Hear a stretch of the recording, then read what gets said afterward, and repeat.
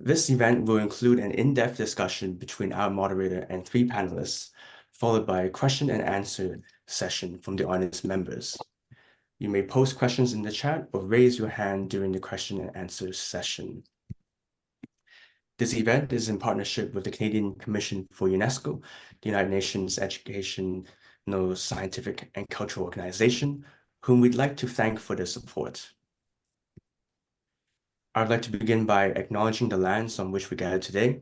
Science and Policy Exchange is based in Tiohtià:ke, Montreal, the traditional and unceded territory of the Kanien'kehá:ka Mohawk, a place which has long served as a site of meeting and exchange amongst many First Nations, including the Kanien'kehá:ka of the Haudenosaunee Confederacy, also referred to as the Iroquois or Six Nations Confederacy, Huron-Wendat, Abenaki, and Anishinaabe. We further acknowledge the deep ties between colonialism and modern Western science and research, especially in Tiohtià:ke, where it is host to a large research ecosystem. We encourage everyone to challenge their own ties to systems of oppressions that have marginalized Indigenous communities. We will also be putting up a very short anonymous poll in Zoom to get to know your collective opinions on Canada's pathways to net zero emissions by 2050, which may be a source of interesting discussion later on.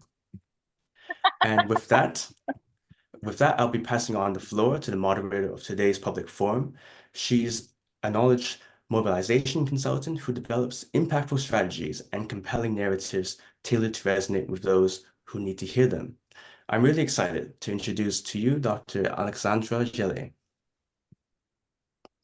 Bonjour à tous et à toutes. Très content d'être là aujourd'hui. Hi everyone. I think I'm going to speak French and English tonight. It's going to be a mix, so that's the beauty of this event and the panelists that we have gathered tonight. I'm very happy to be here. It's a topic that is very dear to my heart. I jumped into the world of renewable energy in 2021. I was finishing my PhD at the time. I was working in green chemistry, so nothing in common at first glance. Still thinking like, how can we make the world not as bad, or like trying to like preserve what's left. That was still the idea behind my career. And I was trying to find a way to make that happen and leverage the skills that I had. And it turns out it turned into working for a renewable energy research institute here in Gaspésie. So I'm in the very far east part of Quebec, where wind energy, wind in general, is part of our life. I live on the cliff. It's very windy. And we have turbines all around the road here. So if you come for a tour, like a road trip, you're gonna see turbine. People complain about them sometimes, but it's also the beauty of the technology that we have here, and we are leveraging the wind. So it's not only for sports on troubles, it's also to power a bit of Quebec. It's still a small part of the Quebec energy mix, but it's growing, and it's definitely growing through Quebec through Canada as well. So I'm looking forward to discuss a bit of that tonight. Obviously, wind is not the only thing that matters when thinking about electricity in Canada, especially in a country as diverse and big and complex as Canada. Also because the policies around electricity are, well, a mess sometimes, let's be honest about it. And I don't know if you knew that, but each provinces and territories have to manage their own electricity system, which creates a lot of local, let's say, or like semi-local opportunities, but it could also be a big mess when discussing intra-provincial or intra-territories concerns. So maybe we're going to discuss that tonight. I'm dropping a few seeds here. We're going to see which ones are going to grow through the night. But that's something that I've discovered myself when I started working in the sector in 2021. I had no idea before that it was not a pan-Canadian jurisdiction, let's say.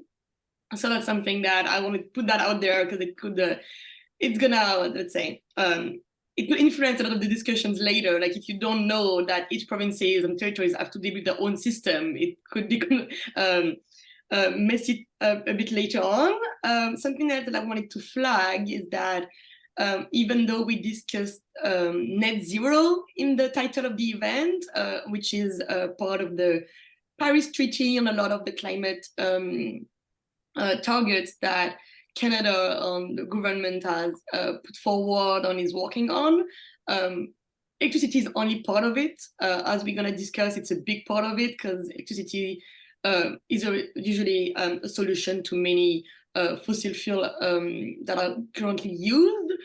So I'm sure you're familiar with electric vehicles, but it's not only the only concern. So we're going to see how electricity is going to be used throughout the sectors to decarbonize them, but it's not only turning on the lights in your room. It's way bigger than that. So I want to put that forward as well, even though we're going to discuss electricity, it's also a mean to reduce emission throughout many sectors.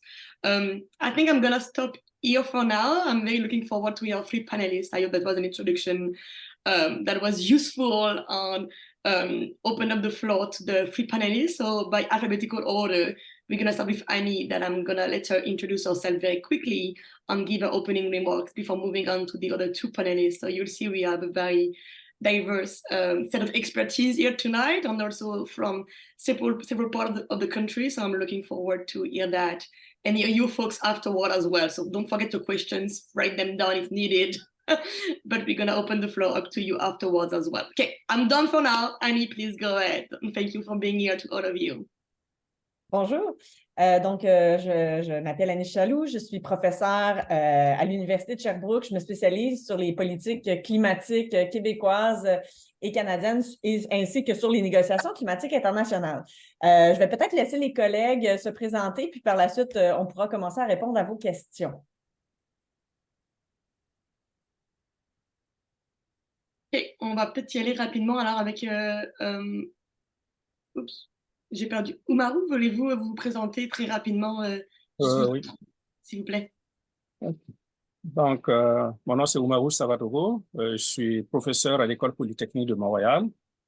Je suis titulaire de la chaire UNESCO Ingénierie durable pour les technologies solaires appliquées. Je suis aussi responsable des programmes en énergie renouvelable à l'École polytechnique dans les programmes de génie énergétique. Super, merci beaucoup. Et la troisième panéliste, on va y aller avec Mélina, puis vous pouvez voir les bios en détail dans le chat si nécessaire. Mélina, the floor is up for you. Okay, tanse guakia, nia Melina miawapin labokam masmo nia nihiao, kineskum tanawao. That's my language. It is Cree. I'm Nihiao. It is also known as Cree, but in our language we say Nihiao, and I was born in my community, which is called Little Buffalo. It is Lubicon Cree territory. It's in the northern part of the country, Treaty 8 territory, northern Alberta, if anybody's been there. The closest town is called Peace River, where I was born.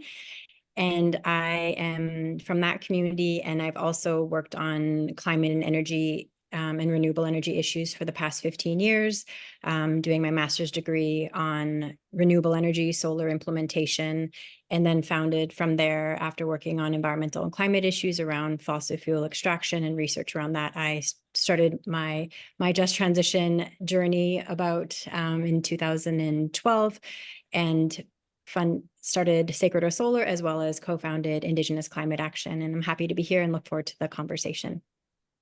Awesome. Thank you to the three of you. Yeah, opening remarks will follow shortly. So as I said, like, there are very diverse panelists. I think we have more on the policy side and then more on the technological side, or like all the whole spectrum of aspects. And I think this is the beauty of the topic tonight. Is going to discuss, like, the technology and the policy have to come together to actually be implemented on useful on the ground finally, because I feel like technology that stays in lab, well, it has to start in a lab at one point, but it has to get out as well. So looking forward to discussing how we can make that happen with the three of you. So I think that now we can move on to the opening remarks, right, Annie? Is that okay? Yeah, oui, bon. Donc, pour débuter, quand on parle des énergies renouvelables au Canada, puis vous l'avez évoqué là, d'entrée de jeu, Alexandra, le Canada, c'est un État particulier sur la gestion de son électricité de manière plus générale. Donc, c'est une compétence qui appartient dans la gestion des ressources naturelles aux provinces. Donc, ce sont les provinces qui gèrent leur territoire. Le fédéral a certaines possibilités d'intervention. Je vais y revenir tout à l'heure dans les questions qui vont venir, mais reste que c'est un enjeu qui est particulièrement particulièrement complexe à gérer parce que le fédéralisme canadien tel que conçu n'a pas été réfléchi pour tenir compte des dynamiques environnementales, climatiques et énergétiques. Et on est dans un contexte où les provinces au Canada détiennent des ressources naturelles extrêmement divergentes l'une envers l'autre. On a des provinces qu'on appelle, il y a un ouvrage très connu de Douglas MacDonald qui parle de Hydro Province and Carbon Province. Et donc, il y a certaines provinces canadiennes qui sont riches en hydroélectricité notamment, mais en potentiel d'énergie renouvelable, et d'autres provinces qui, quant à elles, sont cantonnées, se trouvent dans une situation de dépendance face au secteur pétro-gazier, ce qui rend la possibilité de répondre à cette question-là rend la possibilité d'y répondre de manière beaucoup plus difficile, et c'est extrêmement complexe d'avoir donc une approche unifiée au pays. D'où le fait que les réflexions qu'on doit avoir, ce doit être des réflexions qu'on parle de l'électricité et sur la carboneutralité du Canada qui tiennent compte des différentes particularités. On ne pourrait pas avoir une approche uniforme dans l'ensemble du pays. Donc, c'est une complexité qui est supplémentaire qu'on doit avoir à l'œuvre. Donc, je commencerai peut-être pour ce point-là, puis je pourrai répondre par la suite là, aux premières questions que vous pourrez poser, puis je vais laisser mes collègues présenter. Super, merci beaucoup Annie. Effectivement, c'est un bon point pour commencer. Je suis contente qu'on ait eu le même. Ça me rassure sur... j'avais vu juste, c'était un point important à souligner. Umaru, je vous laisse la parole pour votre introduction l'introduction au sujet, je voulais dire. Bon, moi, je dirais que la situation du Canada elle n'est pas particulière, mais les potentialités quand même sont relativement très, très importantes. Vous venez de parler justement de l'hydroélectricité, mais assez souvent, on oublie la partie énergie renouvelable où essentiellement, selon justement ce que vous dites, selon les provinces, on va s'accentuer sur l'éolien. Mais dans le contexte où on a des engagements qui ont été pris pour respecter justement la carboneutralité, je pense qu'il serait très, très important de penser à l'ensemble des sources d'énergie et non seulement à se cantonner, par exemple, sur des sources particulières parce que quand on regarde un peu partout, la solution va venir du fait qu'on va considérer les potentialités de chacune des sources d'énergie. Il n'y en a pas une ou deux ou trois qui vont pouvoir apporter la solution de telle façon qu'on atteint la carboneutralité. Surtout quand on dit, par exemple, qu'en 2035, il faut que l'électricité soit carboneutre, c'est pratiquement demain. Donc, en ce moment-là, ce n'est sûrement pas en pensant qu'on va essentiellement faire de l'éolien ou bien de l'hydroélectricité qu'on va pouvoir le faire. Effectivement, selon les provinces, peut-être, mais dans l'ensemble du Canada, probablement pas. C'est dans ce contexte-là que je pense qu'il faut tenir compte du solaire, parce que quand même l'ensoleillement moyen, la moyenne au Canada, on a plus de 1000 heures d'heures effectives dans l'ensemble du Canada, et selon des régions, on a même en fait des valeurs qui sont nettement supérieures. C'est pour dire que ce n'est pas seulement sous les tropiques en fait que le solaire peut compter. Même au Canada, le solaire compte. Quand on regarde par exemple que Ressources naturelles Canada vient de sortir justement une note là-dessus pour dire que la contribution du solaire, quand on regarde au niveau du résidentiel, si on mettait une politique d'avoir des panneaux sur les toits des maisons, par exemple, ça pourrait amener presque 80% résoudre 80% en fait de l'électricité au niveau du résidentiel. Et au niveau du commercial et de l'industrie, c'est aux alentours de 49%. Donc, ce n'est pas négligeable. En ce moment-là, ce n'est pas mettre des sources d'énergie derrière pour dire qu'elles ne sont pas potentiellement intéressantes, mais c'est regarder que leur contribution amène en fait un plus qui va faire qu'on aura plus de potentialité pour atteindre la carboneutralité que si on ne tient pas compte justement de ces sources d'énergie-là. Super, merci. Et peut-être prendre l'opportunité pour nommer différentes technologies parce que je sens qu'on va parler beaucoup d'hydro, de solaire et d'éolien. Mais juste pour l'introduction, peut-être que j'aimerais profiter pour en nommer d'autres. Alors, je pense que je peux commencer puis peut-être les finir. Je pense que la géothermie, on n'en parle pas beaucoup, mais c'est en train de monter au Canada. J'ai Oui. en tête la marée motrice, donc des marées. On peut aussi avoir qu'on s'appelle des petits barrages, au Oui. sens comme ça ressemble à des éoliennes, mais dans l'eau, pour les rivières. Il y en a d'autres qui sont assez émergentes au Canada, mais qui méritent d'être nommées quand même en ce moment, juste au moins en introduction, même si après on en parlera peut-être beaucoup moins, mais je ne sais pas s'il y en a d'autres qui vous viennent en tête assez rapidement, juste très rapidement les nommer pour que les gens aient une idée qu'il y a un large éventail en fait. OK. Ben oui, il y a effectivement d'autres, vous venez de les nommer. Il y a marée motrice. Potentiellement, c'est le pays où justement les sources marée motrices sont les plus importantes. Il y a beaucoup de sites qui ont été identifiés à travers le Canada. On a la Nouvelle-Écosse où les potentialités sont très, très importantes, mais un peu partout au pays, là, en Colombie-Britannique, au Québec, il y a des sites qui ont été identifiés. Et ça, évidemment, bon, les potentialités de développement sont très, très intéressantes. Faut pas, bon, il y a l'énergie des vagues aussi, il y a l'énergie qu'on appelle saline. À partir de Tadoussac, on voit par exemple une différence nette entre la concentration de sel qui vient de la mer par rapport à l'eau douce. Ça, il y a des potentialités justement d'exploiter ça aussi pour avoir en fait de l'énergie. Donc, il y a des mini-barrages, même des micro-barrages qui sont très, très intéressants. Donc, il y a beaucoup de sites à travers le Canada. Il est possible justement d'avoir en fait ces micro-barrages-là. Les potentialités, toutes les sources d'énergie en fait sont potentiellement intéressantes. La géothermie pour, par exemple, le chauffage, le Canada, en termes justement résidentiels, là, c'est le deuxième pays au monde où la géothermie est utilisée justement pour le résidentiel. Pas pour l'électricité, mais pour le résidentiel.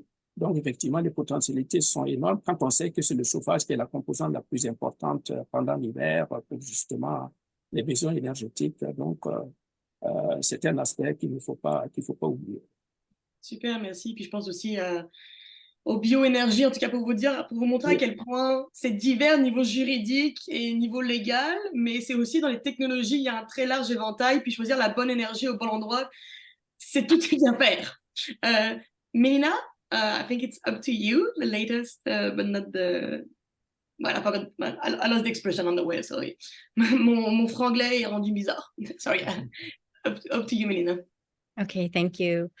Yeah, I mean, I've had the privilege of visiting 26 locations across the country, visiting Indigenous communities that have implemented various types of energy, from solar, geoexchange, district energy, biomass. I've also studied, have been able to be with researchers and film wave technology as well as tidal and large scale wind and solar. And so I've been able to see a whole host of actual projects that have been implemented in community. So these are, alive and well in community and have ushered in a reduction of GHG emissions and ushered in a reduction of diesel dependency in many communities, especially in the far north.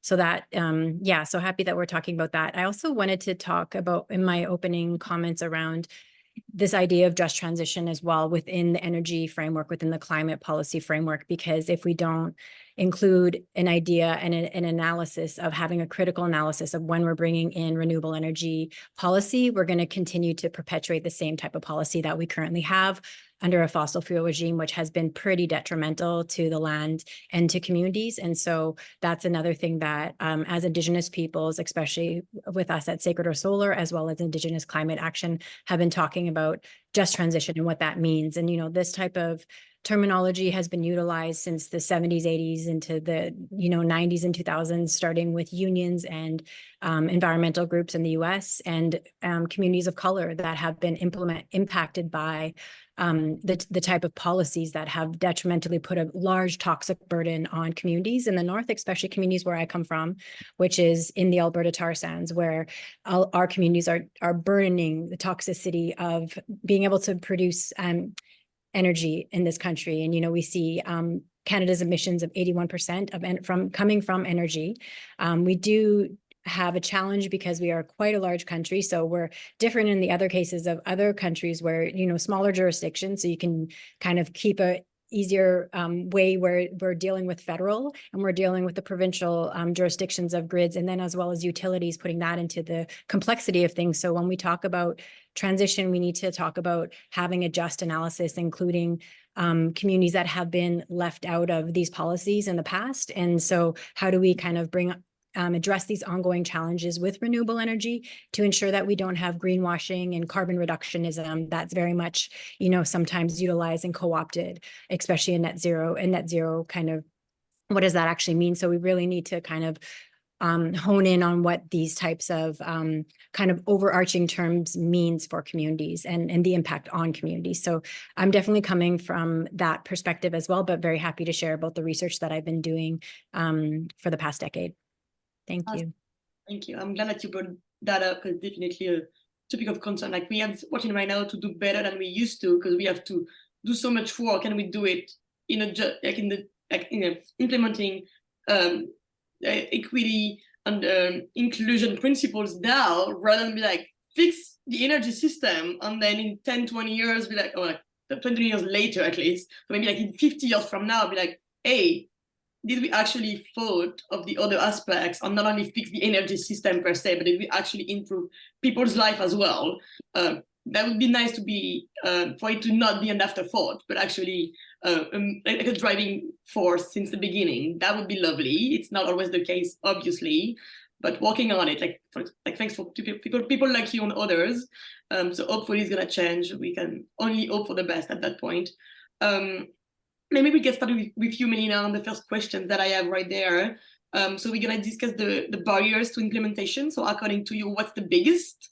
It could be only for Indigenous-led projects, but not only. So you can have two answers, actually, even if you'd like. And what could policymakers do to reduce those barriers, if you'd like to get started?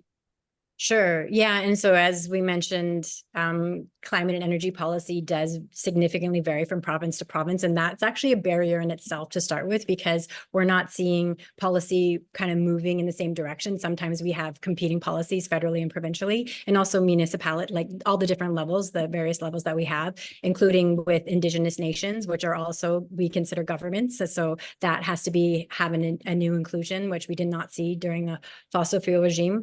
And so it's important that policymakers in each level of government ensure that this actually, we have an opportunity right now to ensure that we have community inclusion at all levels and starting to democratize the energy system and the energy grid. Right now, we have utilities very much, it's a profit-based model right now, especially in places like Alberta, where it's a privatized system, which is different than, but we also have monopolies like we do with BC Hydro.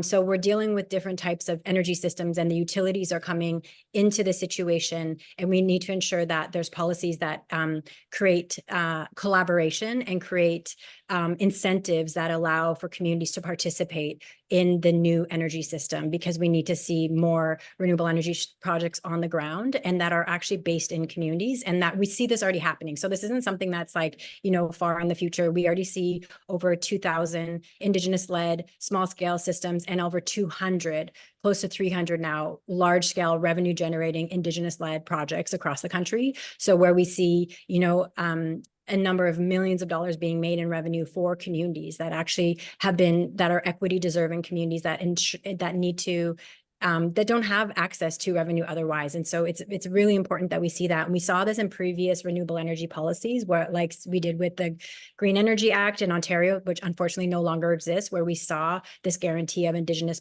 participation, ensuring that big developers actually are prioritizing stronger and deeper relationships with First Nations communities. Because as we know, we are here on stolen land. We are in Indigenous territories all across this country. And so how do we ensure that Indigenous communities are brought into these things where we have utilities and also grid systems, transmission lines that are running across from coast to coast to coast across Indigenous territories? So how do we ensure that there is an inclusion and participation and equity models? And so as you can imagine with remote grids, though, it's very expensive. Some of the barriers of it being very expensive to reduce GHG emissions because communities are very remote. So it definitely increases the cost when you're building remote and off-grid systems because it's very expensive. Say, even for my community, when I built my first solar project, I had to pay double the transportation costs just to get the solar panels up because the manufacturer from Ontario, they're like, we're going to send as far to Calgary. That's it. That's all. We can't find you on the map. So we're not going to bring them up to your community. So I had to pay a second transportation company to bring them 8 hours from Calgary up into our community. So things like that, where it just, lots of costs are just different, as you can imagine, when we're working with remote communities. And so I actually developed research for it. I'm going to share it in the link and I'm going to stop there, but a just transition guide that we did going from coast to coast to coast and visiting communities and doing this type of research where we're able to profile and uplift these stories where we have communities already doing this. And I think sometimes people don't know that that's happening, but outside of utilities, Indigenous communities are the largest asset holders of renewable energy in this country. C'est effectivement quelque chose que j'ai appris assez récemment, entre guillemets, là, par rapport à l'échelle de ma vie. Puis j'ai été surprise et c'est une bonne nouvelle, entre guillemets, au sens que ça se passe. C'est-à-dire qu'il y a déjà des progrès, des projets qui se passent. Il en manque, c'est ça l'affaire. C'est pas qu'on manque d'idées, c'est qu'on manque de les déployer. Là, les technologies sont là, mais il faut les sortir et sûrement qu'on va pouvoir en parler avec nos autres panélistes des barrières. Puis peut-être un petit point aussi, on a parlé des communautés qui sont reculées. Donc ça, c'est comme un aspect... Souvent, c'est dur à voir, tu as de la misère c'est plus dur à constater, entre guillemets, mais il y a aussi beaucoup de projets qui ont des participations autochtones qui se font. À titre d'exemple, en Gaspésie, donc où j'habite, mais beaucoup sont déjà allés en vacances au Québec, les projets éoliens qu'on voit en faisant le tour, on en parlait avec Mélina avant de commencer. Il y a eu des grosses participations autochtones quand les projets ont été construits maintenant, je pense, une vingtaine d'années. C'était assez novateur, mais les projets qui sont en cours, par exemple sur la Côte-Nord, ont aussi des grosses participations autochtones au sens que c'est sur leur territoire, mais aussi au sens, comme Mélina le soulignait, des aspects financiers et de gouvernance, c'est pas juste sur leur territoire. Donc ça se passe déjà, même si des fois on n'en parle pas souvent, si vous n'êtes pas dans le domaine, ça se peut que vous l'ayez manqué. Est-ce que, Annie, je te vois hocher la tête, veux-tu rebondir là-dessus puis y aller avec la réponse à la question? Donc on parlait des barrières, la plus grosse selon vous, puis les solutions éventuellement, ça serait le fun aussi? Oui, en fait, quand on regarde les obstacles là, pour mettre en œuvre les énergies renouvelables au Canada, je pense qu'un des aspects, c'est le fait que pendant très longtemps, puis encore aujourd'hui, on ne réussit pas à intégrer le véritable coût que le secteur des énergies fossiles a sur l'ensemble de la communauté. Donc, des externalités qui sont à la fois économiques, qui sont sociales, qui sont sanitaires. Et ce que ça fait, c'est que ça empêche et ça l'a empêché pendant longtemps, du moins, le déploiement là, des énergies renouvelables à la hauteur qu'elle le pouvait. Dans le contexte canadien, puis si je regarde même le Québec, une des particularités, tout à l'heure, j'avais abordé la question du fédéralisme puis la gouvernabilité, finalement, de la question de l'électricité au Canada. Mais pour le Québec, c'est plus facile d'exporter son énergie vers le sud, donc vers les États américains, que vers les autres provinces canadiennes. Il y a même un défi structurel d'interconnexion qui rend difficile, par exemple, la vente de l'hydroélectricité québécoise vers l'Ontario quand ils ont des besoins ou vers les provinces de l'Est. Et c'est beaucoup plus facile d'y aller dans une relation nord-sud, ce qui est un peu paradoxal. On fait partie de la Fédération canadienne et finalement, nos échanges se font du nord au sud et non pas d'est en ouest. Donc, pour moi, ça, c'est une barrière aussi qui freine parce que si on accroît les possibilités aussi d'accès à l'énergie renouvelable, ça nous permet de faire un choix dans notre portefeuille énergétique là, d'une province à l'autre. L'autre élément peut-être que j'aborderais, puis un obstacle majeur, c'est aussi l'usage que le gouvernement a fait de certaines formes d'incitatifs ou de tarification carbone. Quand le Canada a mis en place donc la tarification carbone à partir de 2018-2019, ce qu'il a fait, c'est qu'il a fait le choix que les recettes de cette tarification-là carbone soient redonnées aux contribuables.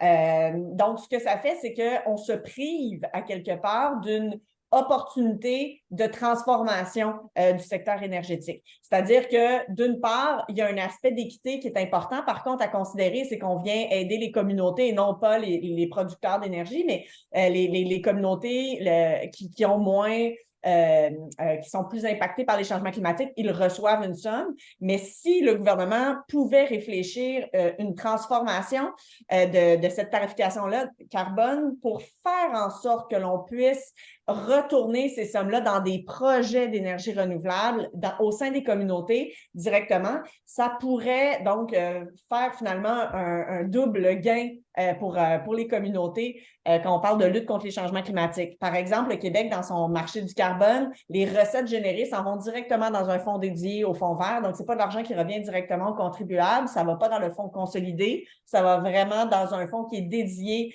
notamment à la lutte au changement climatique. Et ça va faire en sorte que ça évite que le budget de l'État soit toujours de plus en plus dépendant de certains secteurs. Donc, ça, je pense que c'est une avenue aussi qu'on doit réfléchir. Et dans le même esprit, ben, je fais partie de celles et ceux qui pensent que la tarification carbone est un outil fondamental. Il doit être réfléchi dans une perspective d'inclusion. Et j'ai bien aimé ce que Mélina disait tout à l'heure sur la question qu'on doit inclure l'ensemble des communautés, les groupes les plus vulnérables dans toutes ces réflexions-là. Mais on se doit quand même de reconnaître aussi que polluer a un coût réel sur notre société et que si on n'est pas capable de mettre en place des mécanismes adéquats, une tarification carbone qui va contraindre les secteurs d'activité à revoir leur stratégie, ben ce sera vraiment une problématique, je pense, qui doit être réfléchie. Si je me permets juste un dernier volet, un autre obstacle que je mettrais, puis qui revient à la question du fédéralisme, mais c'est lié au fait qu'actuellement, malheureusement, le gouvernement fédéral, et là, les termes que je vais employer vont être durs, là, mais je vais dire qu'il manque d'ambition sur cette question-là, étant donné que, par exemple, en 2016, le Canada avait joué d'audace quand on a mis en place la tarification carbone. Des provinces contestaient, ils ont dit, et se sont simplement dit, ben on va se rendre en Cour suprême, on est prêt à le faire et la Cour suprême a statué que la question des changements climatiques, c'est une question qui transcende les frontières des États et ce faisant a octroyé de certains pouvoirs au fédéral de tarifer le carbone. Et au même titre qu'au moment où on se parle, si le gouvernement, par ses projets de règlement, était beaucoup plus audacieux, ben oui, cette question-là finirait par tester finalement la Constitution canadienne, mais je pense que ça nous permettrait possiblement et probablement d'aller chercher des leviers d'action uniformes à l'échelle du pays. Et ça pourrait contribuer vraiment à faire cette transition-là qui est nécessaire dans la lutte au changement climatique. Il y a un manque d'audace des gouvernements en termes de changement climatique, on l'entend régulièrement. Je pense qu'on est peut-être dû pour le dire, on devrait plus avoir honte de le dire, c'est dommage qu'on le dise encore, mais t'es pas la première, puis tu seras pas la dernière, et c'est qu'il y a une raison. Je dis ça de même. Mais pour le rappeler, même si nous on le sait, c'est bien de le rappeler des fois. Oumarou, je vous laisserai prendre la suite donc, par rapport aux barrières et aux solutions. Je pense que ma collègue vient de faire un bon bilan des barrières. Donc, je n'ai pas quelque chose à ajouter là-dessus, mais je vais quand même renforcer le fait que le coût environnemental et le coût sanitaire de l'énergie n'est pas considéré quand on veut faire des comparaisons entre les sources d'énergie. Alors, c'est toujours en fait un coût brut où on veut que les énergies dites renouvelables, justement, soient très compétitives par rapport aux combustibles fossiles, alors que quand on regarde l'histoire des combustibles fossiles, ça n'a pas toujours été en fait quelque chose de... la rentabilité est très, très discutable si on tient compte justement de ces coûts environnementaux et puis de ces coûts sanitaires. Donc, je pense qu'il serait extrêmement important au niveau économique que les expressions des coûts tiennent compte justement de ces aspects-là. Un autre aspect qui constitue quand même une barrière, là, c'est le problème du manque de stockage de l'énergie. L'énergie, même quand on regarde en fait les sources classiques, les réseaux classiques n'ont pas l'habitude en fait de parler de stockage ou bien en fait d'avoir des infrastructures de stockage. Essentiellement, quand on regarde les besoins énergétiques liés essentiellement il y a une augmentation certes par année liée à des besoins qui augmentent, mais il y a aussi un phénomène lié au pic. Donc, assez souvent, on va courir derrière des barrages pour résoudre des problèmes de pic. Et en ce moment-là, si on avait des systèmes de stockage, probablement que on pourrait moins le besoin d'avoir de nouvelles sources d'énergie parce que simplement le stockage va résoudre entre les périodes où on n'utilise pas beaucoup d'énergie, donc on va stocker, et les périodes où on en a beaucoup besoin, et en ce moment, on va utiliser le stockage.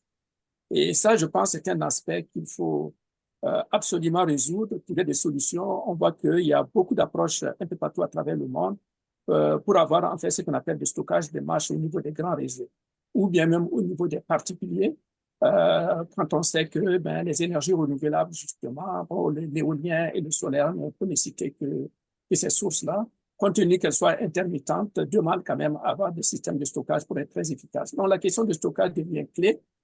Si on veut résoudre vraiment une transition énergétique, surtout dans le sens de l'électrification, parce que sans stockage, ça serait extrêmement difficile de pouvoir atteindre justement les objectifs de transition énergétique avec une carboneutralité.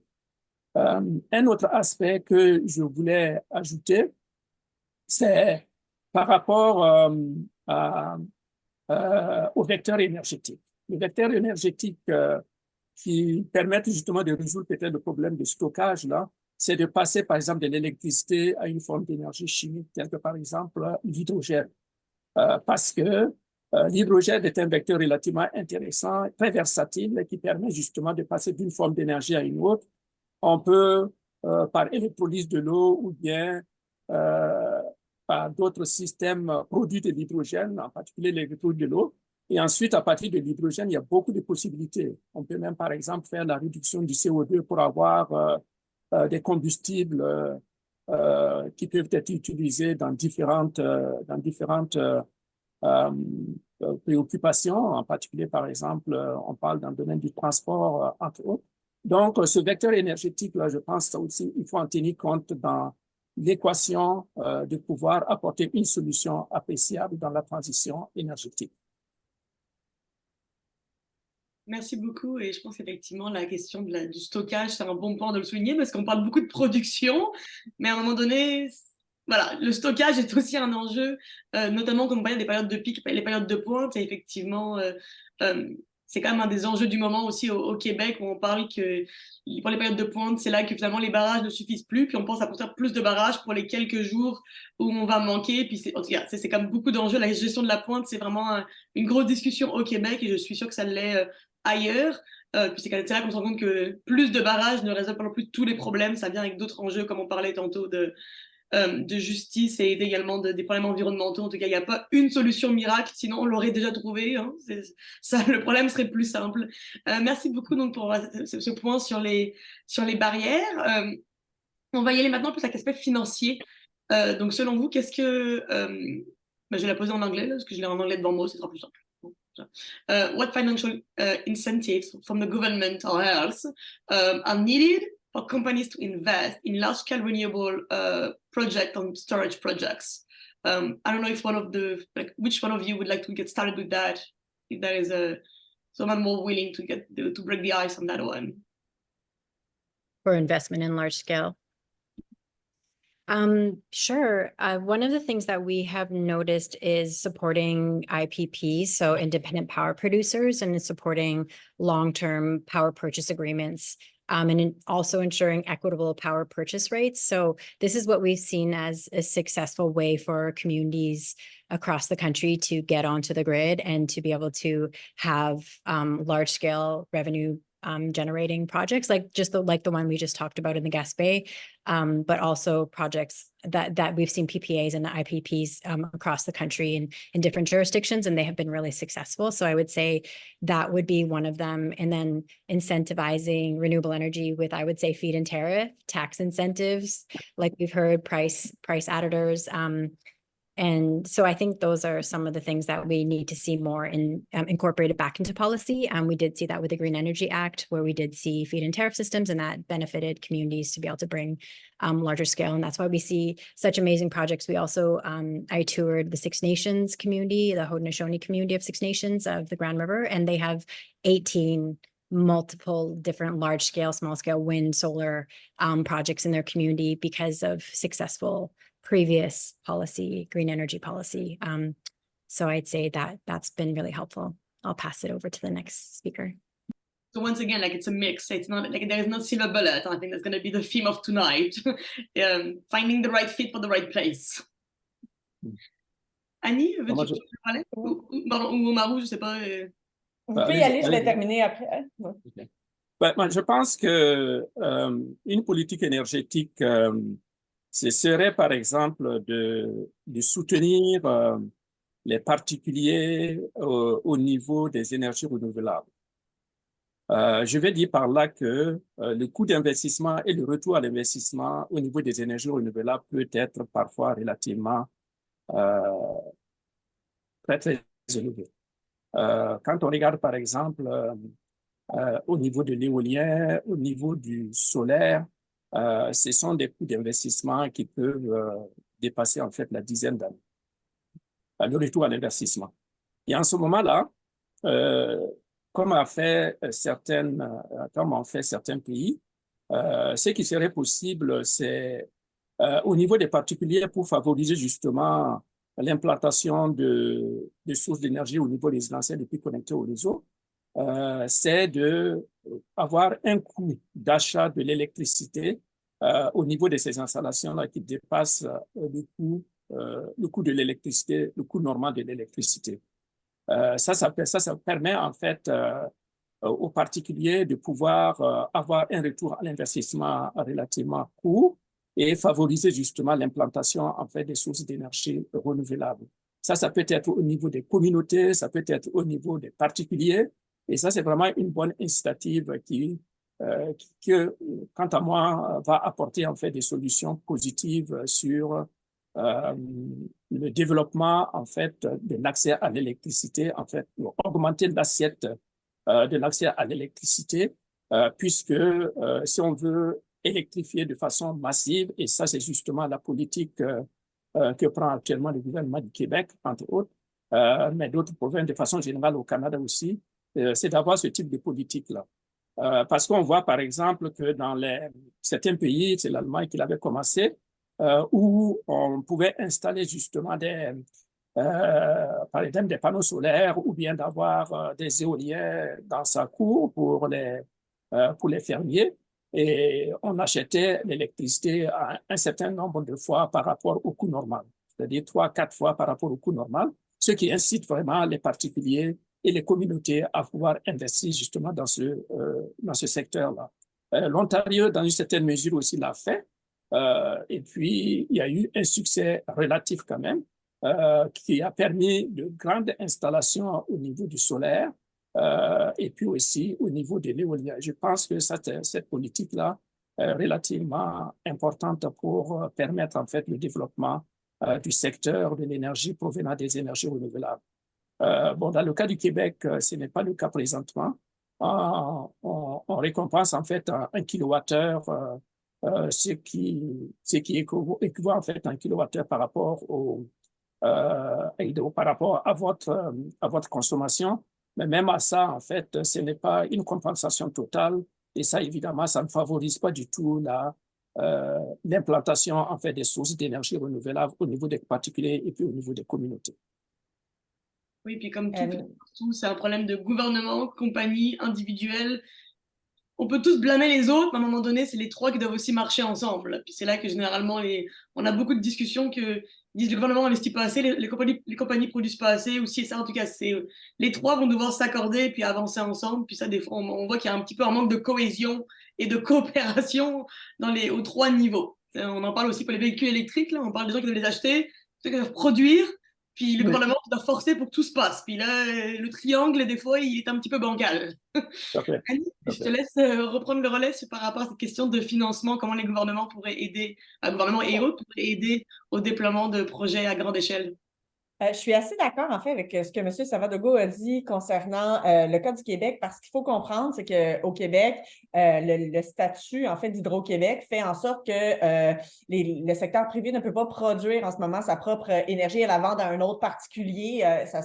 Les seuls projets, comme les projets d'éolien, par exemple, qui ont cours, ben, c'est vendu directement à Hydro-Québec et c'est par projet. Il y a vraiment une particularité. Donc, il y a un aspect, en fait, je vais faire ma réponse juste en deux volets. C'est que d'une part, l'énergie, c'est un enjeu beaucoup trop stratégique pour laisser le privé fonctionner seul et par lui-même. Il doit toujours y avoir, je pense, une structure étatique pour guider cette transition-là. Je pense que ça peut accélérer la transition. Ceci étant dit, sur le secteur des énergies renouvelables, étant donné qu'il y a une possibilité pour les particuliers, comme le disaient les deux autres conférenciers, de produire eux-mêmes certaines formes d'énergie, ben, on se doit aussi d'accueillir finalement les possibilités d'achat et de vente d'énergie qui proviennent de ce secteur-là. Donc, et ça permet une démocratisation aussi de l'énergie, ce qui est un aspect qui est important.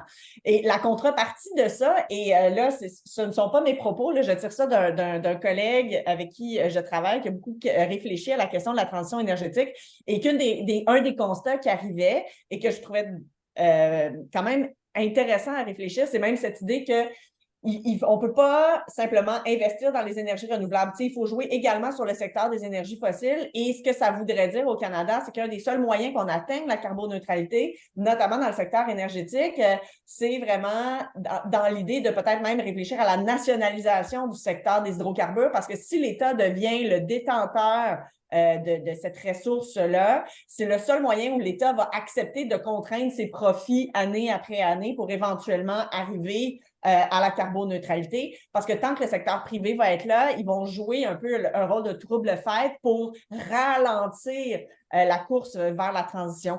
Donc, je pense que autant que d'un côté, il faut démocratiser pour donner un accès, une possibilité de développement de l'énergie renouvelable à tous les petits producteurs, comme M. Savadogo le disait, mais de l'autre côté, il faut aussi réfléchir à comment l'autre secteur on doit le réfléchir autrement pour imposer les transitions parce qu'il ne le fera pas de lui-même. Toute structure cherche à se reproduire, hein, donc c'est un aspect qui est important à considérer. C'est vrai que cette dualité est intéressante. D'un côté, tu peux te dire, il y a des communautés qui roulent encore au mazout et d'autres à faire de même qui peuvent comme vraiment être empowered, puis comme dire, OK, on arrête de niaiser, là, genre, on va le faire, let's go, genre, demain, tu sais, comme demain, on commence à y travailler, là.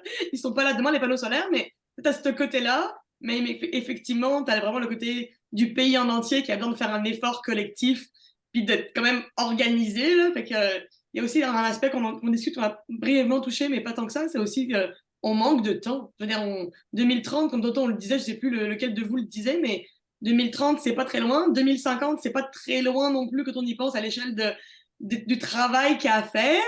Fait qu'à un moment donné, quand il y a des projets qui peuvent arriver localement, rapidement, je mets des gros guillemets sur le rapidement, c'est quand même dommage de les retarder parce qu'on est comme non, la grosse machine doit être centralisée puis aller de l'avant collectivement. Donc effectivement, surtout quand je pense aux communautés autochtones qui roulent encore au diesel, les îles de la Madeleine au Québec, genre, ça roule pas au diesel, mais genre à différentes énergies fossiles. C'est dans leur cours. En plus, ils respirent ça. Ils respirent ça. Là. Au-delà des GES émis pour la planète, que clairement on s'en sauverait bien, là, c'est aussi qu'ils respirent ça, le bruit qui vient avec, les possibilités de, comment ça s'appelle, de spill, je sais pas quand mon français m'échappe, là, de déversement. Fait que c'est vrai que ralentir ces projets-là, c'est quand même aussi dommage quand on y pense, mais j'apprécie l'aspect qu'à un moment donné, il y a un effort concerté qui doit aussi arriver. Et une fois encore, on remarque la dualité, qu'il n'y a pas une solution unique. Je vais enchaîner avec la prochaine question. On va rester sur l'aspect du financement. Et il y a on constate au Canada qu'il y a quand même moins d'investissement que dans d'autres pays. Donc, on parle par exemple que les startups canadiennes reçoivent moins que 2% d'investissement dans un secteur des énergies renouvelables, comparativement à 55% pour les États-Unis, et puis par exemple, je pense que c'était comme 20% pour l'Europe. Selon vous, qu'est-ce qui explique, puis vous avez peut-être des solutions, là, pourquoi le Canada est comme en retard, en arrière, quand on parle d'investissement vraiment dans les énergies renouvelables? En fait, Si vous me permettez, peut-être, je rebondirai sur cette question-là parce que je pense qu'il faut défaire un peu un mythe, c'est-à-dire que le Canada, l'économie canadienne à l'échelle mondiale représente environ 2 %. Donc, le fait qu'on va chercher environ ou un peu moins de 2 % correspond au poids économique que l'État canadien a par rapport à l'ensemble de l'économie mondiale. Donc, est-ce qu'on est en retard? C'est plutôt sujet à débat que de dire qu'on est définitivement en retard. Certains sont bien en avance, mais le Canada, dans son implication, il investit de manière proportionnelle, finalement, à sa représentation à l'échelle mondiale. Par contre, la question qui est importante, je pense, qui est sous-jacente à ça, c'est comment accroître les investissements au-delà du fait qu'on serait à la traîne ou pas. Et je pense que il y a deux volets ici que je voudrais répondre. Le premier, comment accroître ce financement-là? Bien, une des clés au Canada, je pense, c'est qu'il faut accepter le fait qu'on devra vraiment travailler fort pour faire une diversification économique des provinces qui sont les plus récalcitrantes et qui sont les plus dépendantes au secteur des énergies fossiles, parce qu'actuellement, puis les études sociologiques le montrent aussi, c'est qu'au-delà de la dépendance économique, il y a une relation avec le secteur, par exemple, des hydrocarbures de perception d'un sentiment de loyauté. Tu sais, ce sont donc des grosses compagnies pétrolières qui financent la construction d'un aréna, d'un parc, etc. Donc, et les gens se sentent redevables vis-à-vis de ce secteur-là. Et à partir du moment où on diversifie l'économie, qu'on n'a plus cette relation de forte dépendance avec un secteur d'activité, bien, ça va aussi générer une meilleure acceptabilité sociale de plusieurs autres projets, dont le secteur des énergies renouvelables. Et l'autre chose, c'est que personnellement, j'ai l'impression qu'on doit jouer sur deux fronts. Depuis le début de la présentation aujourd'hui, on parle des énergies renouvelables, mais on ne parle pas de la meilleure forme d'énergie renouvelable qui est la non-consommation, les low-tech, les low-technology. Et c'est important parce qu'on ne pourra pas atteindre la carboneutralité en maintenant une consommation aussi boulimique de notre énergie au pays. Il va falloir aussi qu'on réfléchisse à comment on consomme nos biens, comment on les déploie, comment on consomme notre électricité. Quand tout à l'heure, j'ai vraiment bien aimé quand vous avez parlé, M. Savadogo, du volet du stockage d'énergie. On doit donc réfléchir à des manières de mieux consommer, de moins consommer, et chaque kilowattheure qui n'est pas produit ou qui n'est pas nécessaire minimalement, ben, on vient justement de faire là une économie qui est substantielle. Puis ça, je pense qu'on ne le martèle pas assez dans les discussions quand on parle des énergies renouvelables. La notion d'efficacité énergétique, mais aussi la notion de sobriété doit être au cœur des réflexions. Merci beaucoup. Oui. C'est un point important. Oui. Est-ce que vous voulez rebondir là-dessus? Oui, je suis tout à fait d'accord parce que la première priorité, c'est effectivement l'efficacité énergétique, c'est-à-dire incluant la sobriété, parce que ce n'est sûrement pas les autres sources d'énergie là qui vont venir nous sauver si nous-mêmes nous n'avons pas la capacité de réduire en fait la consommation, c'est-à-dire notre attitude par rapport à la boulimie énergétique, comme elle vient de le dire. Donc ça, il y a un effort énorme en fait à faire parce que les sources d'énergie ne viendront que compenser certains aspects au niveau des manques, mais la priorité des priorités, c'est vraiment jouer sur notre attitude par rapport à la consommation de l'énergie. Ça sera extrêmement difficile de pouvoir réussir une bonne transition si on ne s'attelle pas là-dessus. Je voulais aussi ajouter au niveau des systèmes de finance, au niveau justement de la part du Canada, je pense que c'est peut-être aussi lié, comme elle venait de le dire, si c'était par exemple le gouvernement fédéral qui était responsable en fait des hydrocarbures, ça n'allait pas être du tout la même façon que la situation actuelle. Quand vous regardez en fait dans les autres pays, vous avez les grandes compagnies de combustibles fossiles telles que BP, telles que Total en France ou d'autres en Europe, se sont nettement impliqués au niveau des différentes sources d'énergie. Jusqu'à certaines même, on pensait en fait à changer de nom. dont certains même ont ajouté en fait certains aspects énergétiques dans leur nom générique, ce qui amène quand même une contribution très intéressante parce que ce sont des compagnies qui ont des leviers de fonds au niveau financier qui est extrêmement important et qui se mettent à investir dans d'autres sources d'énergie. Donc, ça apporte au niveau de ces pays-là une contribution qui est extrêmement importante, ce qu'on n'a pas au Canada. Au Canada, je pense que le secteur pétrolier n'est pas trop impliqué dans le développement des sources d'énergie renouvelables. Et ça, évidemment, ça nous pénalise beaucoup. S'il y avait des structures bien organisées qui font qu'on avait des gros holdings, excusez-moi le terme, au niveau des hydrocarbures et que l'État pouvait avoir, j'allais dire, une politique là-dessus, probablement qu'on allait avoir un impact important au niveau de notre contribution par rapport à l'investissement au niveau des sources d'énergie dites propres. Et ça manque beaucoup au Canada. Et c'est là où peut-être le gouvernement fédéral peut jouer un rôle important en approchant probablement les compagnies pétrolières pour leur dire qu'il faut qu'elles fassent leur part, parce que présentement, on ne voit pas tellement en fait leur contribution au niveau justement de la transition énergétique. Super, plein d'idées de réflexion, puis effectivement, la sobriété, on l'avait pas encore nommé, il était l'heure, après 1 heure dans le panel, il était temps qu'on nomme la sobriété, effectivement. Mélina, veux-tu prendre ton tour sur cette question d'investissement du Canada? Sure. Yeah, I do agree that we do need better federal policy. And it's unfortunately, when I've traveled around the world talking about these issues internationally, Canada is known as a petro state. So there's no surprise that unfortunately we have, and I want to quote actually the Canadian Center for Policy Alternatives. We actually did quote them within our Just Transition Guide, and I'll put the Just Transition Guide link there, but they say that federal energy policy currently caters to the needs and interests of the fossil fuel industry. And they actually took a tally of thousands of documented lobbying efforts. And so that is reported by the CCPA in Canada, which is concentrated by large fossil fuel firms and key industry associations. So when we see this like sustained and strategic lobbying efforts by the fossil fuel industry, that actually exerts pressure on decision makers within the government. And then the policy actually becomes more in alignment with the interest of the fossil fuel industry, which is also preventing considerable barriers to renewable energy and actual real climate action. And I want to give an example very specifically about the province where I'm from.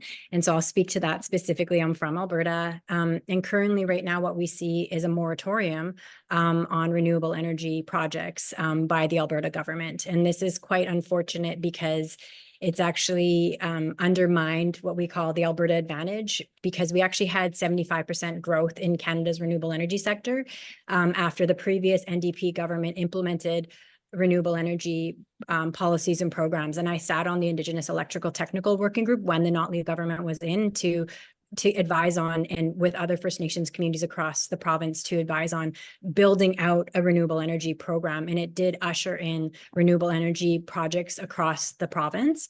And so unfortunately, this has been eroded because right now there's a moratorium. And so we don't know what that is going to how that's going to affect future renewable energy, large-scale wind and solar coming onto the grid in Alberta. So what we've seen, even at the Pembina Institute, said that this moratorium actually is putting 91 projects worth of $26 billion of investment at risk. So that means this is affecting Canadians and Albertans when we see wildfires and smoke and the growing costs of the climate crisis.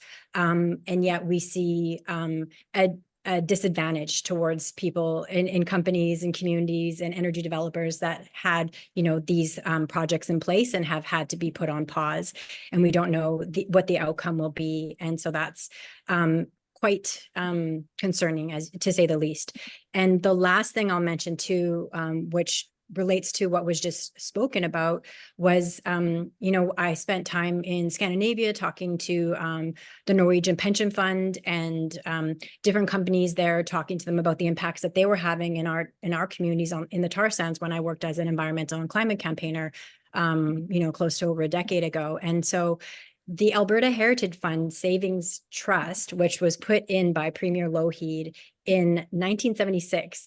So this trust was actually, the Norwegian Pension Fund was like modeled after this, where if we actually had this trust in place in Alberta still, we would see what we have in the Norwegian Pension Fund is $1 trillion of savings from this fund that was modeled off the Alberta Heritage Fund.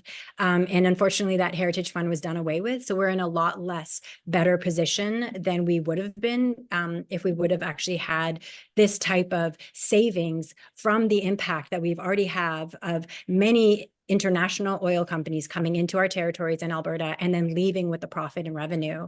And so it has really not done a disservice to many of the people that live there, and also just the ability to transition. Thank you. Like the situation in Alberta is definitely concerning. When there are so many great projects on the grow and they've been like shut down so quickly.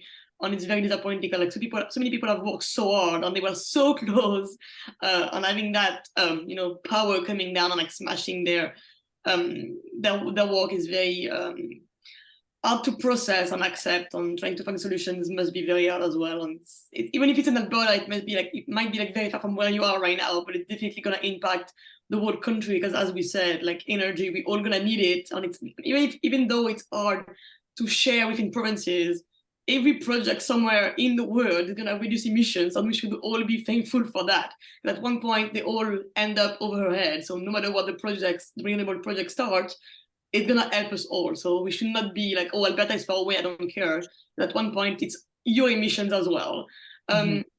We have a last question prepared already on the technologies. I want to go through that one quickly and then open up the floor to questions from the audience. So if you have some questions, please don't forget them until then. And if you don't have any coming up, please think of some. It's coming for you soon. So the last question was on the technologies. And I don't know if any of you have a quick insights on the kind of technology that we should be given particular attention in terms of research and investment. We discussed already that a lot of technologies are available.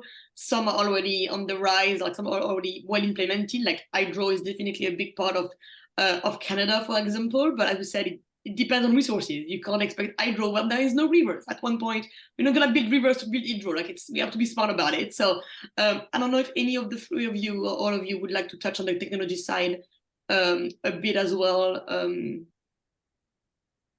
Who wants to get started? The only thing I would say about this particular topic, well, je parle en anglais, je suis désolée, le mix des langues nous mélange aujourd'hui. C'est surtout un élément qu'on a apporté dans la conversation auparavant qui concerne les investissements dans le stockage. Je pense que si, à relativement moyenne échéance, on veut définitivement se sortir de plusieurs zones inconfortables dans la transition. On a parlé des pics énergétiques. On peut parler aussi par exemple, pour les communautés les plus reculées, si on est capable de développer des technologies qui permettent de stocker notre énergie et l'utiliser donc à bon escient ou à meilleur escient, je pense que c'est là où ça pourrait vraiment faire une différence au Canada, parce qu'on ne peut pas se le cacher. Actuellement, les énergies renouvelables, puis on en a parlé un petit peu, mais l'enjeu de l'intermittence qui avait été évoqué, celui de la non-pilotabilité, le fait qu'on ne peut pas décider quand, par exemple, on permet à une éolienne de bouger ou autre, bien, tout ça fait en sorte que ça nuit et ça ne crée pas un système où on optimise la production d'énergie. Donc, je pense qu'il faut être conscient de ces volets-là. Puis, bien sûr, je reviens sur le volet de la sobriété. Chaque dollar investi dans la sobriété, ça réduit substantiellement la pression sur l'ensemble du portefeuille des Canadiennes et Canadiens. L'impact en sobriété, technologie, il y en a beaucoup, mais c'est aussi ne pas l'utiliser. Donc, au-delà des meilleures fenêtres, c'est pas de la grosse technologie, là, c'est pas du gros high-tech, mais des meilleures fenêtres. Il y a plein d'autres, il y a vraiment un éventail aussi très large pour réduire notre consommation sans rien faire. Super, bah écoute, donc stockage, on retient, puis sobriété, crise énergétique. Umaru, veux-tu y aller avec l'aspect technologie, selon toi, où est-ce qu'on devrait investir en termes de recherche ou d'investissement En termes de recherche et développement, en termes de recherche au niveau d'investissement au niveau des recherches, je pense que le stockage est incontournable. Je ne vois pas comment, effectivement, on va passer de façon réussie, de façon importante la transition énergétique si la question du stockage ne devient pas centrale. Parce que je pense qu'il y a beaucoup d'énergie qui est gaspillée d'une façon ou d'une autre par manque de système de stockage efficace ou appliqué en fait à toutes les échelles. Et puis d'autre part, il y a aussi les énergies, certaines énergies renouvelables qui sont intermittentes et en ce moment-là, le stockage devient incontournable. Et, bon, la question du stockage est une question qui est, j'allais dire, classique. C'est un défi majeur. Il y a des questions du coût, il y a des questions d'accessibilité au niveau de la technologie, d'implantation, parfois qui posent des difficultés, mais les technologies sont nombreuses et on a actuellement des technologies telles que par exemple au niveau des accumulateurs, des batteries qui sont de plus en plus utilisées. Les coûts sont certes mais ont diminué beaucoup de façon très importante. Hein. Quand on prend par exemple le cas des batteries lithium-ion, là, moi, je ne parle pas du véhicule électrique, là, je parle simplement stocker de l'énergie parce qu'il y a des grands systèmes de stockage qui commencent à être déployés un peu partout à travers le monde dans les grands centres pour avoir des capacités de l'ordre de quelques mégawattheures pour des autonomies de quelques heures, par exemple, en fonction des systèmes, et les coûts ont diminué de façon très, très, très importante. Là, il y a une dizaine d'années, on parlait de centaines de dollars par kilowattheure, et là, on avoisine en fait à une valeur qui est inférieure en fait à 100 dollars le kilowattheure au niveau du stockage. Donc, il y a un pas très important qui est en train de se faire, et je pense que c'est à ce niveau-là qu'il faut vraiment faire beaucoup d'investissements parce que ça nous permet de résoudre une partie non négligeable justement du gaspillage d'énergie du fait qu'il n'y a pas de stockage. Bon, l'autre aspect, c'est démocratiser en fait l'énergie. Parce que la meilleure façon d'atteindre la sobriété, c'est de rendre en fait les utilisateurs responsables. La meilleure façon que les utilisateurs soient responsables, c'est d'avoir une unité d'énergie intégrée en fait à leur résidence. Et quand on sait par exemple que si on a quelques panneaux sur le toit et puis ça nous permet d'avoir de l'éclairage, on va faire plus attention que si on n'en a pas du tout et qu'on se fie par exemple à Hydro-Québec dans le cas du Québec ou bien à Hydro One dans le cas de l'Ontario. Et ça, c'est une forme en fait d'efficacité énergétique et puis de sensibilisation à la population qu'on ne peut pas avoir autrement. Le fait de permettre en fait à des particuliers d'avoir la possibilité de produire vont jamais concurrencer Hydro-Québec. Ça permet justement de faire, j'allais dire, une pierre deux coups, non seulement de contribuer de façon intéressante. Imaginez par exemple que au Canada, qu'on ait chaque ménage qui installe ne serait-ce que 5 kWh sur son toit en termes de solaire ou bien 5 kWh, vous multipliez en fait au nombre de résidences, ça remplace beaucoup de barrages hydroélectriques et de sources d'énergie. Donc, la démocratisation de l'énergie pour intégrer justement les particuliers ou les communautés me semble très, très importante parce que leur but n'est pas de faire, j'allais dire, des affaires basées sur ceux qui sont sur le toit, mais leur but, c'est contribuer en fait à l'autonomie énergétique et à la sensibilisation vis-à-vis de notre rapport à l'énergie. Super, merci. Donc effectivement, le stockage, alors on va retenir comme investissement, puis aussi la production localisée qui fait que les gens se rendent compte que c'est ton bolo solar qui produit, donc tu réfléchis à comment tu consommes. C'est un très bon point auquel j'aurais pas pensé, mais effectivement, super pertinent. Melina, a few words on technology on your side?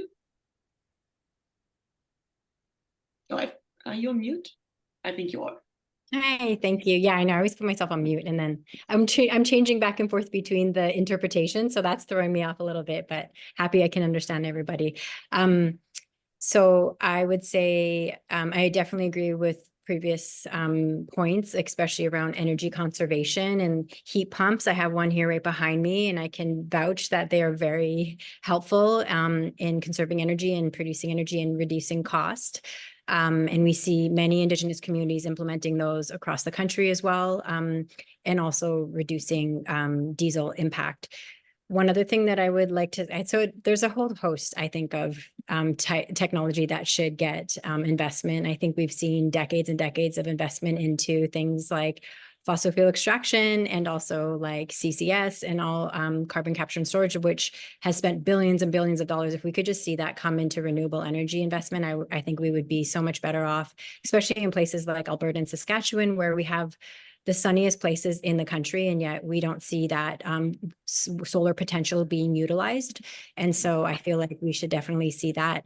However, I did want to make a point around that we also need to see research and development and investment into also ensuring that the extractivist model of renewables is also made more green and is not as impactful on the land and in communities. We see communities for rare earth metals and critical metals having already an immense impact in places like Congo, or we see communities in Nevada or in South America with lithium. So there is a concern even for renewables, and that's why we want to see investment into that, so we can ensure that that there's a less of an impact. Obviously, we know fossil fuels has much more of an impact than renewables does, but we still need to see that type of impact coming down. And that's why we, when we say just transition, we mean that justice, that there's less impact on communities, that they don't have to burden again the brunt of development. And so that's something that I also wanted to talk about, having investment. I also think we should see it more in offshore wind.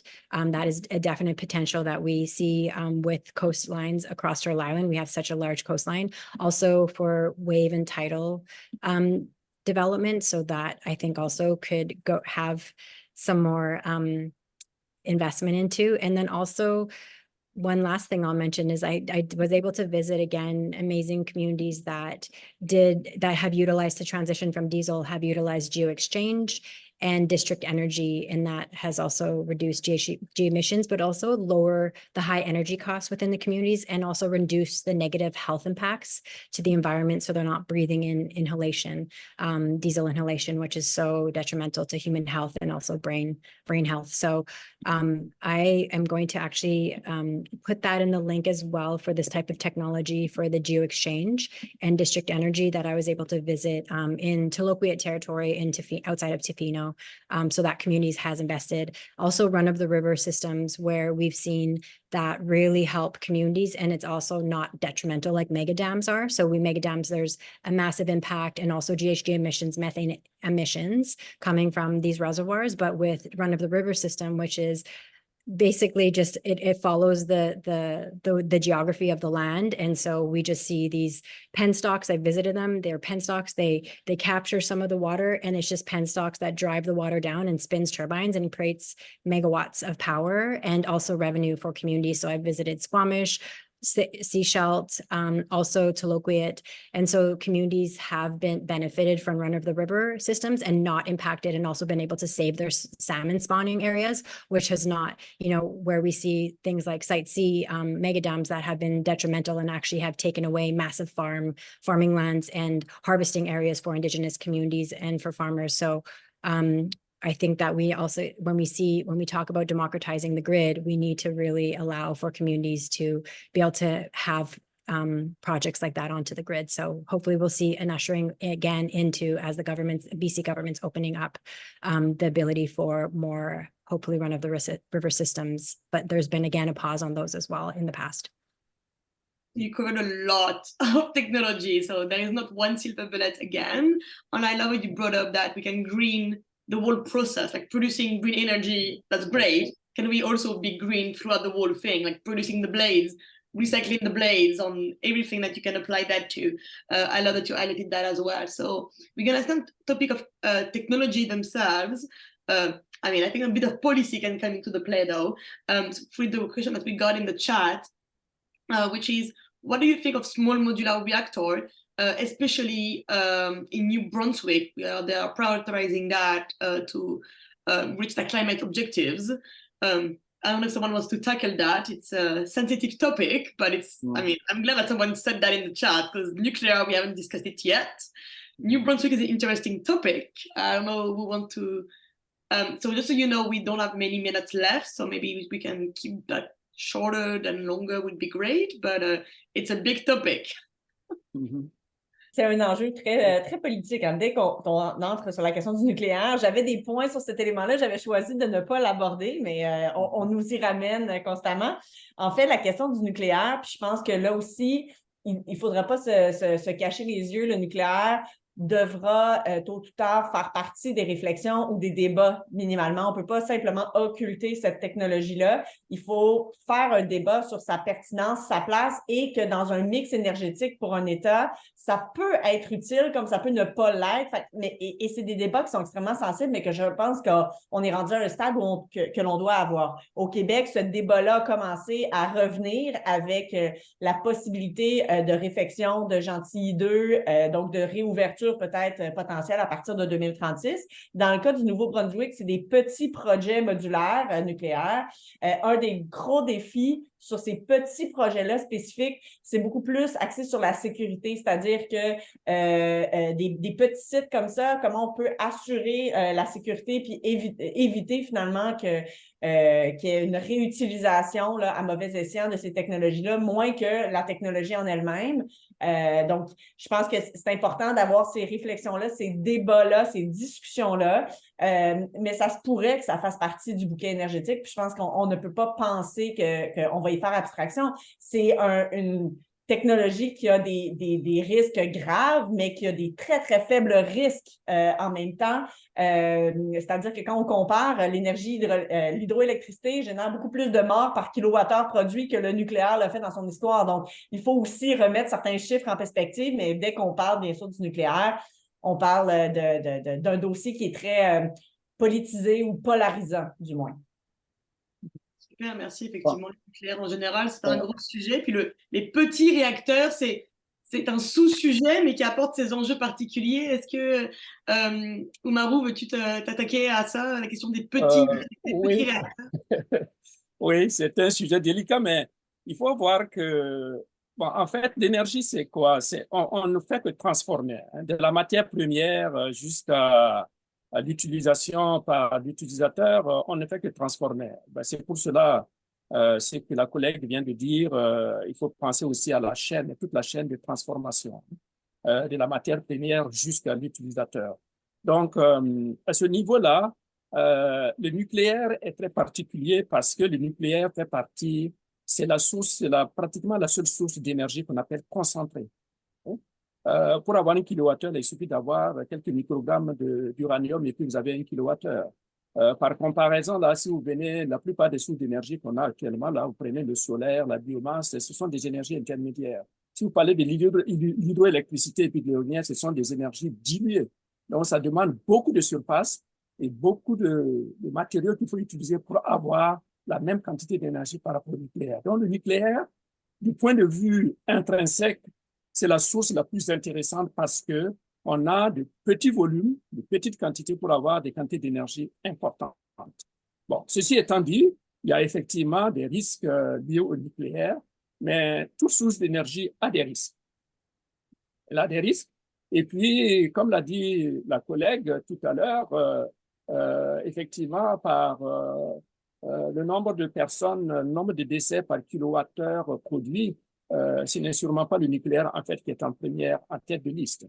Parce que, justement, on connaît la dangerosité, en fait, de la technologie. Donc, il y a beaucoup d'efforts qui ont été faits de telle façon, en fait, que les risques ont été beaucoup minimisés.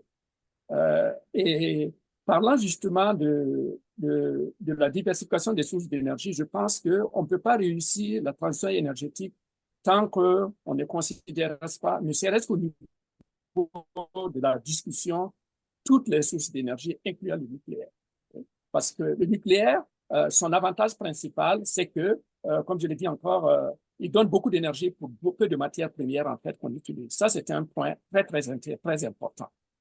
Un autre aspect avec les réacteurs modulaires, bon, généralement, on parle de quelques dizaines de kilowatts ou de mégawatts pour aller jusqu'à 235 mégawatts au maximum pour les réacteurs modulaires. Ça, c'est l'avantage de résoudre en fait le problème du nucléaire, c'est-à-dire sur le coût de l'installation. Les infrastructures coûtent extrêmement cher. Et avec les réacteurs modulaires, leur avantage, c'est que on peut les assembler sur place à partir du moment où le constructeur a toutes les parties. Donc, les coûts d'installation deviennent moins élevés. Et ça, c'est un avantage très important au niveau du nucléaire. Quand on regarde tous les projets du nucléaire à travers le monde actuellement, il y a des délais qui ne sont pas du tout respectés. Il y a certains même, c'est 2 fois plus par rapport en fait à ce qui a été prévu. Et ça amène des coûts qui sont extrêmement importants au niveau de l'énergie. Donc, en ce moment-là, si avec les réacteurs modulaires qui amènent à des coûts d'installation qui sont nettement moins élevés, c'est évidemment un avantage pour le nucléaire. Bon, en ce qui concerne maintenant les risques, c'est sûr que quand on parle de réacteurs modulaires, cela veut dire qu'on va multiplier en fait le nombre de réacteurs par rapport à la quantité d'énergie dont on a besoin. Donc, effectivement, il y a des risques. Okay? Il y a des risques de prolifération. Donc, la question de sécurité devient plus cruciale par rapport aux grandes centrales où on a des ensembles où c'est plus facile de contrôler par rapport en fait aux réacteurs modulaires. Donc, je pense que, comme l'a dit la collègue, il faut absolument que le nucléaire fasse partie de la discussion parce que le Canada a l'avantage, en plus d'avoir sa technologie qui est le CANDU, et cette technologie d'ailleurs qui utilise l'uranium naturel a beaucoup, beaucoup d'avantages comparativement en fait aux autres technologies qui utilisent l'uranium enrichi. Super, merci. Et puis effectivement, c'est immanquable comme question, notamment quand on voit ce qui se passe en Ontario, c'est dur à éviter. Et la question portait sur le Nouveau-Brunswick qui effectivement met vraiment beaucoup de l'avant ça dans ses plans pour atteindre les objectifs climatiques, notamment les petits réacteurs. Comme on disait, il y a une différence entre les technologies qui sont déjà couramment utilisées, puisque le Nouveau-Brunswick envisage, donc il serait plus petit, donc moins de risques, au sens que quand ça pète, c'est plus petit, donc tu as moins de dégâts, pour simplifier vraiment à l'extrême, mais ça reste un problème nucléaire. Puis je sais que c'est vraiment les petits réacteurs, les small modular reactors, sont vraiment très considérés, notamment considérés dans les communautés autochtones pour l'aspect justement que c'est modulaire, donc ça peut être déplacé facilement. Mais il y avait une question de la technologie qui n'était pas vraiment prête. Encore récemment, mais on dirait qu'en 18 mois, même pas moins, là, ça a explosé. Je ne sais pas si Mélina, tu voudrais toucher là-dessus, notamment par rapport aux communautés autochtones, mais il y a vraiment une question par rapport au Nouveau-Brunswick qu'il a annoncé il y a quelques années, alors que la technologie n'était pas tellement prête, parce qu'elle n'était pas du tout commercialisée à l'époque où le Nouveau-Brunswick l'avait déjà annoncé, mais ça évolue très vite. Donc peut-être que Mélina a plus de détails sur les dernières avancées puis utilisation de cette technologie-là.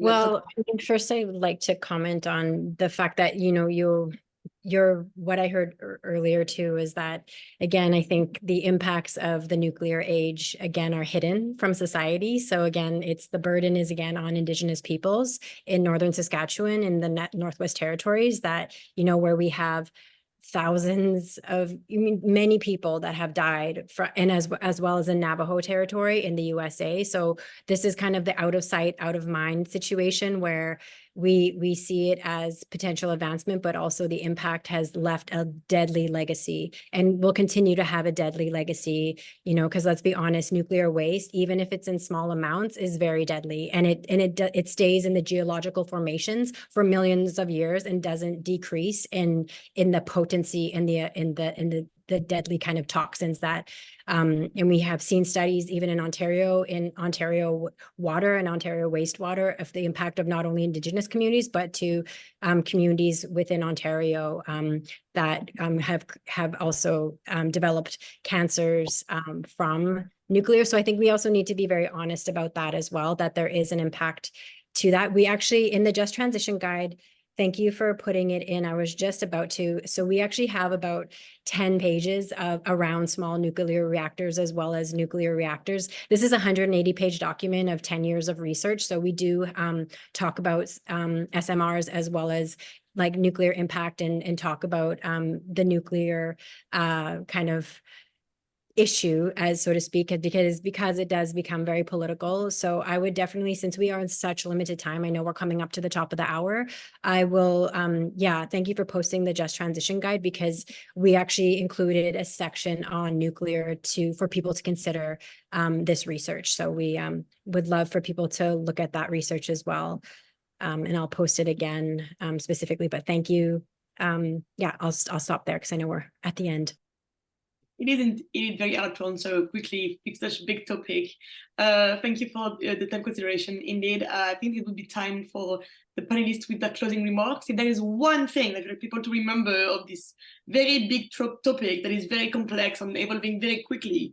So if you could, each of you have one thing to share with the audience before we close in a few minutes, so maybe 1 minute each. And thank you, all of you, for the nice discussion on a very important topic as well. Melina, would you like to get started on that?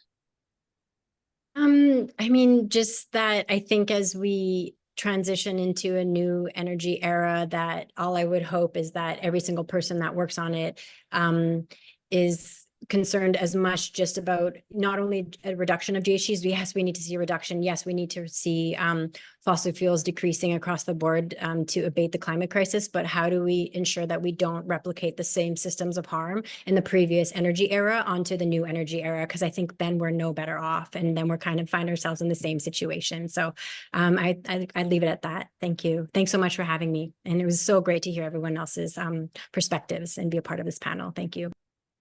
Yeah, let's try to make it better next time. That's a good way of thinking. Annie, would you like to pick it from here? Oui, ce que je dirais en fait, puis merci Mélina, je pense que cette réflexion-là qui est apportée sur la transformation du système énergétique, ça doit être aussi une transformation de la manière dont on perçoit nos relations, notre consommation, et ça, c'est fondamental. Je pense que moi, ce que je voudrais qu'on retienne, c'est vraiment la dimension, l'importance de l'équité dans le processus de transformation, mais aussi la réflexion qu'on doit avoir sur notre manière de consommer. Un des éléments souvent que je mets de l'avant, c'est celui qu'on doit transformer notre conception du bien-être, parce qu'en ce moment, le modèle que l'on établit, qu'on promeut, c'est celui où on veut toujours agrandir nos ménages, agrandir nos voitures, agrandir notre consommation, avoir plus d'appareils, par exemple, électroniques à la maison. Et c'est ce modèle-là qui n'est pas durable. Donc, si on est capable de réfléchir autrement et d'accepter ces réductions-là, et c'est pour ça que j'ai tellement apprécié les propos de M. Sayed-Ego quand vous parliez du fait que si quelqu'un, du jour au lendemain, se retrouve à avoir des panneaux solaires et qui va consommer à partir de ça, notamment, ça mène une réflexion sur notre consommation. Je pense que c'est ça, c'est de raccrocher ce lien-là entre nous et notre consommation réelle. Et ça va faire des réductions et ça va encourager cette course-là vers la sobriété et vers l'atteinte de la carboneutralité. Super bon, effectivement. Se réaliser qu'est-ce qu'on consomme, ce que ça veut dire pour vrai. Quand tu vois un barrage, tu te rends compte de toi, ton interrupteur, ton appareil que tu branches, ta lessive, que tu pars. Tu réfléchis 2 fois à comment tu consommes, puis comment qu'on produit effectivement. Donc, le mot de la fin, Oumarou, je vous le laisse pour les dernières conclusions. Merci. Merci, c'était une très belle réflexion. Je pense que c'est très difficile d'aborder en fait tous les aspects, en particulier justement toute la chaîne de transformation au niveau de l'énergie qui est cruciale.